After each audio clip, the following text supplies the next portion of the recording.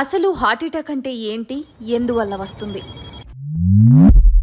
Hi అండి, నేను మీ doctor Ravikumar Reddy, Matli interventional cardiologist, మట్లీస్ hospital. ఇవాళ మనం హార్ట్ అటాక్ అంటే ఏంటి, అది ఎందువలన వస్తుంది, దాని గురించి డిస్కస్ చేస్తాం.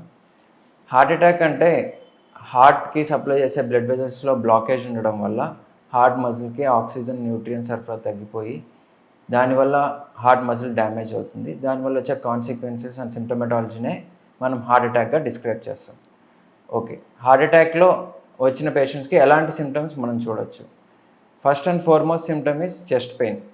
హార్ట్ అటాక్ వచ్చిన పేషెంట్స్ చాలామంది ఇక్కడ చెస్ట్లో బాగా నొప్పిగా ఉంది అండ్ ఆ చెస్ట్ పెయిన్ ఎలా ఉంటుందంటే సెంటర్ ఆఫ్ ద చెస్ట్లో మన మీద ఎవరైనా వెయిట్ వేసి కూర్చున్నట్లు భారంగా ఊపిరి తీసుకోలేనంతగా బిగుచుకుపోయి ఉంటుంది. ఇంకా కొంతమంది లెఫ్ట్ హ్యాండ్కి రేడియేట్ అవ్వడం కానీ, కొంతమంది నెక్ వరకు రేడియేట్ అవ్వడం, కొంతమందికి అసోసియేటెడ్ సిమ్టమ్స్ ఊపిరి తీసుకోలేకపోవడం కానీ, స్వెట్టింగ్స్ కానీ, అండ్ గుండె దడదడగా అనిపించడం కానీ, దాంతోపాటు లూజ్ మోషన్స్ అవ్వడం, ఇంకొంతమంది కళ్ళు తిరిగి పడిపోయే అవకాశం కూడా మనం సిమ్టమ్స్గా చూస్తూ ఉంటాం. గ్యాస్ట్రిక్ పెయిన్కి హార్ట్ అటాక్కి తేడా ఏంటి? గ్యాస్ట్రిక్ పెయిన్కి దీనికి డిఫరెన్స్ ఏంటంటే, గ్యాస్ట్రిక్ పెయిన్ యూజువల్గా బర్నింగ్ టైప్ ఆఫ్ పెయిన్గా డిస్క్రైబ్ చేస్తారు. అంటే మంటలాగా ఉంది అనేసి చెప్తారు. అది కూడా most of the times chest left side కానీ అండ్ సెంటర్ ఆఫ్ చెస్ట్ కానీ చెప్తారు. అండ్ కొంతమంది మస్కులర్ పెయిన్స్ వచ్చేసి ఇక్కడ పాయింట్ ఒక వేలు పెట్టి చూపించగలిగేలాగా ఉంటుంది. బట్ హార్ట్ అటాక్ పెయిన్స్ డిఫ్యూజ్గా ఉంటాయి, అంటే ఈ వేలు పెట్టి చూపించలేరు. అండ్ అది ఎలా ఉంటుందంటే బాగా పిండేసినట్లు ఉంటుంది, మన మీద వెయిట్ వేసి కూర్చున్నట్లు ఉంటుంది.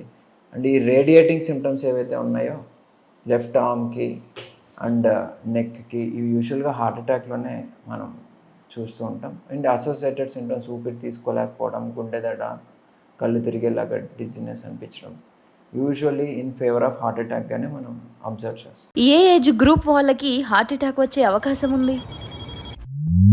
Heart attack there is no specific age group restriction అండి. యూజువల్గా as the age increases the risk of heart attacks increases. ఎందుకంటే కొలెస్ట్రాల్ ప్లాక్స్ ఫామ్ అయ్యి ఏజ్ ఇంక్రీజ్ అయ్యే కొద్దీ risk of cholesterol plaque formation ఎక్కువ అవుతుంది. అండ్ ఈ మధ్య చాలామందికి చిన్న వయసులోనే హార్ట్ అటాక్స్ చూస్తున్నాం. దానికి రిస్క్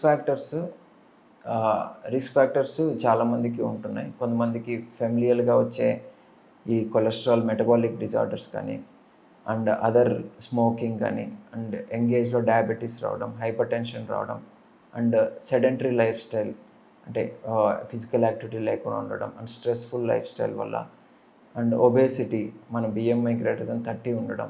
సో ఇవన్నీ యంగ్ ఎంఐస్కి చాలా మోస్ట్ ఇంపార్టెంట్ రిస్క్ ఫ్యాక్టర్స్. మనం ఐడెంటిఫై చేసి దాన్ని కంట్రోల్ చేయగలిగాం.